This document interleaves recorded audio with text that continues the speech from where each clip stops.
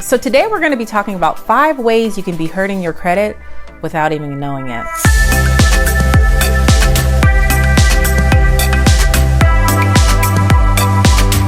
Hi friends, welcome to Moms and Money, where we talk about managing money, making money, and saving money for the women in the household. So over here on Moms and Money, we have been talking about credit for a while. I have a whole series about raising your credit score, DIY credit repair, what you need to do if you have accounts and collections. If you haven't watched any of those videos, you can tap this eye right here. But today I wanted to talk about 5 surprising ways you can be hurting your credit and not even know it. But as you know, I'm a big Dave Ramsey fan, and I know Dave Ramsey always says, who cares about the credit score? Nobody, it doesn't matter. But I'm one of those people who care about my credit score only because I feel like the credit score is very powerful, especially if you need it, especially when you get ready to go buy a house or you want to refinance or something like that. Having a poor credit score can really cost you money in the long run. Also, when I worked in corporate America, I was in an industry where they actually checked your credit score to see if you actually qualified for the job, because a lot of times I worked with personal information quite a bit. So I do care about my credit score, and I feel like you should too, especially if you are in the midst of paying off your debt.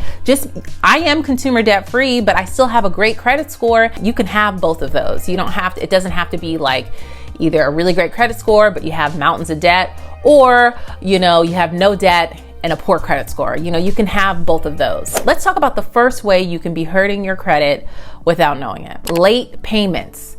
Y'all, it only takes one late payment for your credit score to plummet, okay? And unfortunately, the higher your credit score, the lower it will drop when or if you have a late payment. And I'm talking like 30 days or more late. If it's 30 days or more late, you can really hurt your credit score. Now, if your credit score is poor and then you have another late payment, it still drops, but not as much as if you had like a 700 plus credit score and then you had a late payment. Then it can really drop several points. Pay your bills on time. The easiest way for you to track the timing of your bills and everything is to have a zero-based budget. Have a zero-based budget so you know exactly when you need to pay your bills. Set it up on auto pay so that you know exactly when the money's coming in and when you can draft it out so that you can pay it. If you've never budgeted or you don't know what a zero-based budget is, you can download my free template in the description box for Excel, or you can purchase some of my printables if you're more of a pen and paper type of person. But take the time to budget so you can really pay your bills on time, because it can be detrimental to your credit report. Number 2, maxing out your credit cards. Okay.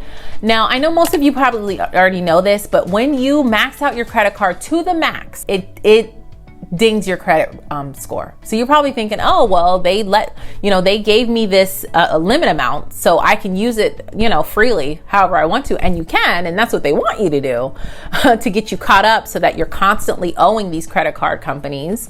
But when you max out your credit card and then the credit card companies report that monthly to the credit bureaus, that dings your credit report significantly. So you never want to have your credit card maxed out at the time that the credit card companies report how much you owe on your credit card to the credit bureaus. Okay, so never max it out if you can, if possible. That brings me to the third way that you could possibly be harming your credit score, and that is waiting until your due date to pay your credit card bill.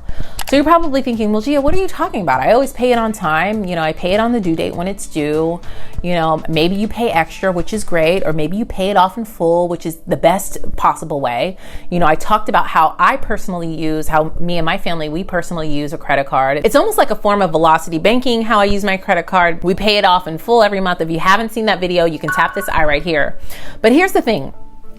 If you wait until the due date to pay your credit card bill, what happens is usually the credit card companies have a different date where they send all the information to the credit bureau. So remember what your credit utilization ratio is. That ratio is the percentage of available credit that you have on your credit card. So for instance, if you have a credit card with a $5,000 limit and you use $2,500 of that limit, that means your credit utilization ratio is 50%. And that's not that good. We want to keep that as low as possible. 20% is best, but if you can keep it at least below 30%, then you're good to go. Let's say, for instance, let's go back to that example. If you have a credit card bill that has a credit limit of $5,000, but then you spent $2,500 on that bill, but you're waiting until your due date to pay the bill off in full, then when your credit card company sends your information to the credit bureaus, they're sending a credit utilization ratio of 50% at that time, even though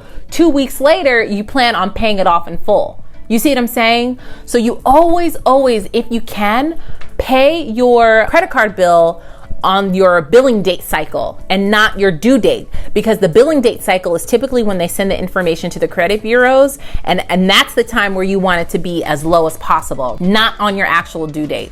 So if you can shift it around in your budget somehow so that you can pay your credit card bill on your credit billing cycle due date, that's the best possible way. So that way, when they send the information to the credit bureaus, they send the best information that you paid off your credit card in full. So again, just to recap, we want the credit utilization ratio to be as low as possible, and we want to pay our bill at the billing cycle date and not the due date, if possible, because you can be harming your credit score and not even realizing that, even though you're paying your bill on time and it's never late.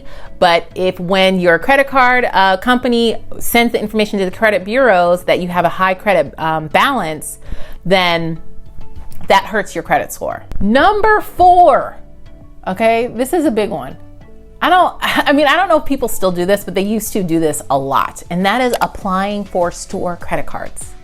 To me, applying for a store credit card just to get a small discount on whatever you're purchasing is just not the best thing to do. Okay, as we all know, applying for any kind of credit card or to borrow any amount of money, because essentially that's what a credit card is, then it takes a hard inquiry on your credit score. That's a hard inquiry on your credit, which dings your credit score.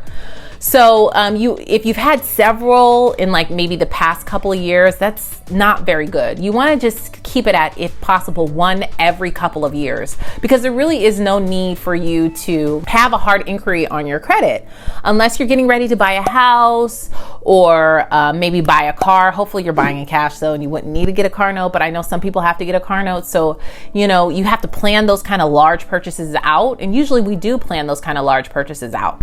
So when you apply for a credit, like a store credit card, just to save a little bit on what you're purchasing, that is not worth the hard inquiry that you're going to get on your credit report, because it's going to make your credit score come down. And especially if you're wanting to get something from a store like a credit card from like Macy's or JCPenney, you can only buy certain things at that store.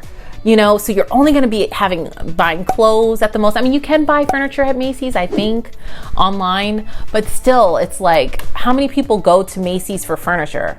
No shade. Now listen, if you go to Macy's for furniture, girl, there's nothing wrong with that. But I'm just saying that you don't want to get a hard inquiry on your credit report if you're just buying clothes. If you know that you typically just buy clothes from Macy's or, JCPenney's, those store credit cards.